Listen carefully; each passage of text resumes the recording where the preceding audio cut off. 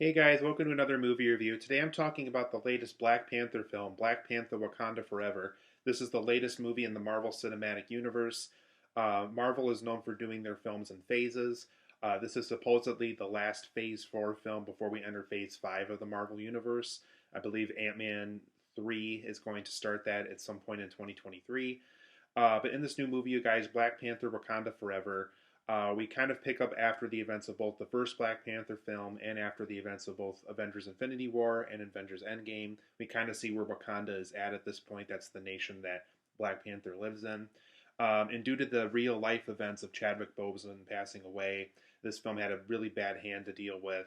Um, they had to figure out how to make this film without Chadwick Boseman being on set, with obviously him being passed away in real life. And so, just like in real life, the Black Panther character himself passed away within the MCU, and Wakanda's trying to figure out what exactly is the next step. Who's going to be our next Black Panther? Are we even going to have a next Black Panther? Um, so Wakanda's kind of in this bad state of everybody's after them now that everybody knows that they have vibranium and exclusive technology. The United Nations is after them because they're not sharing their technology with them. They also run into trouble with the underwater nation that wants their technology for their own use, and obviously Wakanda is not about that at all. So basically, Wakanda and this new underwater nation, led by a character named Namor, who's basically also known as the Submariner in the comics,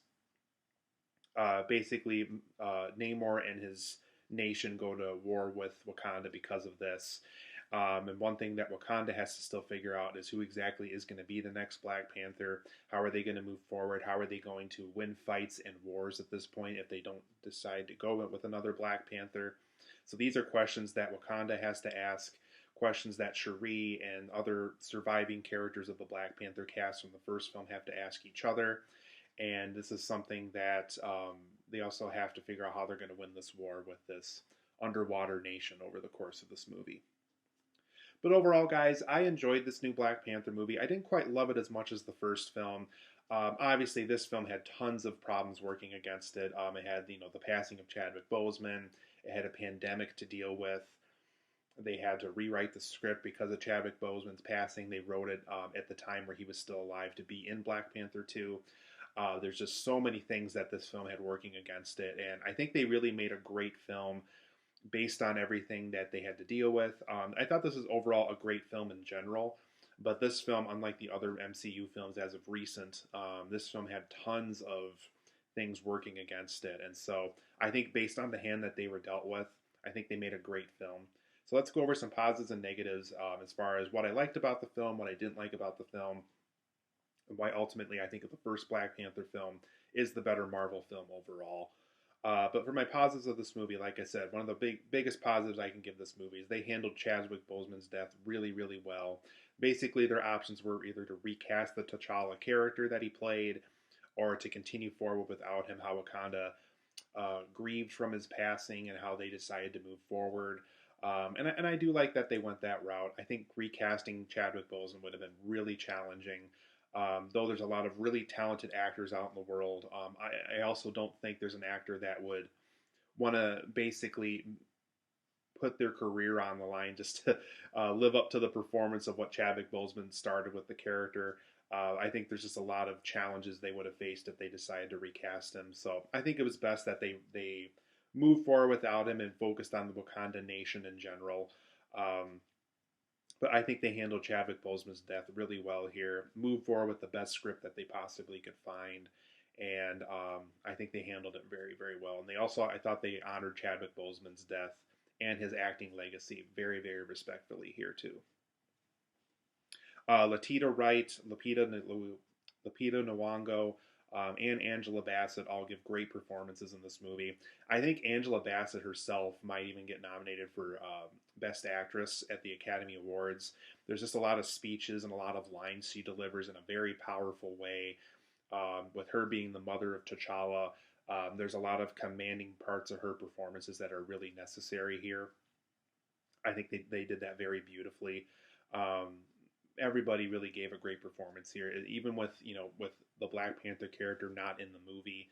Um, I think they moved forward with this the best way that they could. All the performances are really great here, and I really liked all the performances. I thought acting wise, this film was top notch. And also going to Ryan Coogler, I thought this was a very well directed film. I know he also wrote the script for this movie. It's a very well directed movie. I thought the way he handles action scenes, the way he balances the acting and the writing, building Wakanda, just everything that he needs to do as a director for this film, I thought was all extremely well directed. So if you like Ryan Coogler's work like I do, I've liked a lot of his films up to this point. He definitely turns in another great film here. It's a very well directed movie. I also thought the character of Namor was very strong here. You understand his motivation. He's not just the evil guy. There's actually a plan to and a reason for what he's doing. He even offers Wakanda to join in with him at one point, which obviously they do not want to do. But you understand where the character's coming from. You understand kind of why he does the things that he does and why he's acting the way he is at the time that the story takes place. So huge thumbs up to the actor that played Namor. I thought it was a great performance. Definitely understood the villainous motivations behind him, and it was just a great character overall.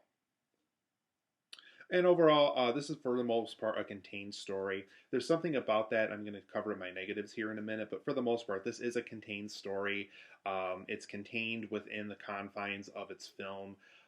Yes, there's MCU isms about it. There's things that they reference that happened earlier on in the MCU, specifically Avengers Endgame and so forth, and Avengers Infinity War.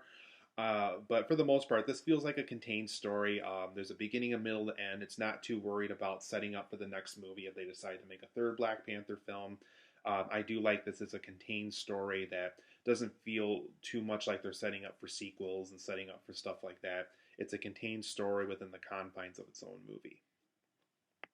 For my negatives, though, of Black Panther 2: Wakanda Forever, this film is about 20 minutes too long, unfortunately. It is about 2 hours and 40 minutes, I think, for an overall runtime. I think that's an extremely long length for a movie like this. There's just a lot of scenes where it's characters talking back and forth about their opinions on things. There's a lot of scenes where um, there's this extra stuff that didn't need to be in there. So I think a good solid editor who would went back in and trimmed down the runtime, I think would have benefited this movie. Easily, I could have trimmed down 20 minutes out of this movie easily. I think 2 hours 20 minutes I think would have been the perfect length for the film. So 20 minutes too long. You can feel the length a little bit with this movie. I personally would have preferred a shorter Black Panther 2 film. And for the most part, unfortunately, as much as I like the film, it's just very predictable. I kind of predicted everything that was going to happen. I kind of knew exactly where the film was going, exactly where the stuff with Namor was going. There's just really no surprises here. And I always like to watch a film where I get surprised by something. I'm either going to post my Barbarian review before or after this review. So that's a good example of a film that very much surprised me as I was watching it. But very predictable. I kind of expected everything that was going to happen with this film. I kind of predicted was going to happen. I knew exactly kind of how the Black Panther mantle stuff was going to be handled. So overall, pretty predictable. Nothing too surprising here as far as story is concerned. And overall, this really didn't feel like the end of Phase 4 necessarily. I still think it's kind of weird that Marvel decided to end Phase 4 without an Avengers film. Phases 1, 2, and 3 all ended with Avengers titles. I don't know how I feel about them ending a phase with not a Avengers title. This film is very contained. I don't know how it in particular wraps up Phase 4. So I thought that was just a strange idea. I don't know if they're just so unhappy with how Phase 4 was turning out, with how all over the place it is, that they decided to end Phase 4 here, or if Ant-Man 3 is really going to set up Phase 5 so much that ending Phase 4 now needed to happen in order for Phase 5 to really kick off and go with where they're going to head to that towards Avengers Kang Dynasty. It just didn't feel like an end of a phase for me. Like I said, it was very much a contained movie, and I don't know if it necessarily felt like an end of a phase of a Marvel universe kind of thing. So end of Phase 4, kind of have a hard time believing that, at least at the moment anyway. And even though they did run into the problem of trying to make T'Challa out of the story as much as they could due to Chadwick Boseman's passing, there is a lot of times in this movie where you can tell that they really had to work around that the best they could. And I think the best way they could have handled that, and even though they handled it well, there's just a lot of scenes where it's like, okay, they probably had something for T'Challa to do there and to do here and to do there.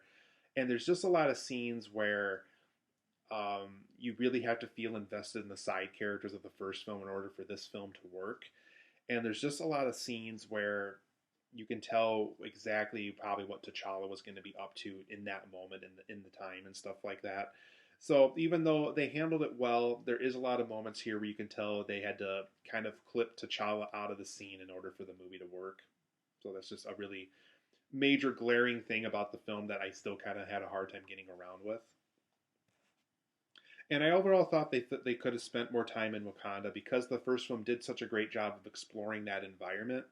They really were kind of all over the place in this film. There's scenes that are in the U.S., scenes that are in this underwater nation, scenes that are just not in Wakanda in general. And that's really kind of disappointing because I loved exploring Wakanda in the first Black Panther movie, and there's just not a ton of that here in this movie in particular. But overall, I'm going to give Black Panther 2 Wakanda Forever an 8.5 out of 10. Really like the film. They really handled Chadwick Boseman's passing really well here. Performances were top notch. I still think Angela Bassett's going to get nominated for Best Actress for her performance. It's a well directed film. Namor is an interesting character. It's a contained story, which is something that I like about the film, but it is about 20 minutes too long. It didn't really feel like necessarily the end of a phase for me. I still think they should have ended Phase 4 with an Avengers title. The no T'Challa problem is a little glaring in certain moments. I think more time in the Wakanda area exploring it would have helped the film a little bit more. And like I said, it is very predictable. I kind of predicted everything that was going to happen in this movie. So overall, 8.5 out of 10. Really like the film, and it's another great MCU title to add to your shelf if you collect Marvel movies and so forth. There is enough things working against it where I don't think it's quite as fun as the first Black Panther film, though. Still a lot of fun. I do recommend Black Panther 2 Wakanda Forever. It's a good time, but going knowing that it's not a perfect film either.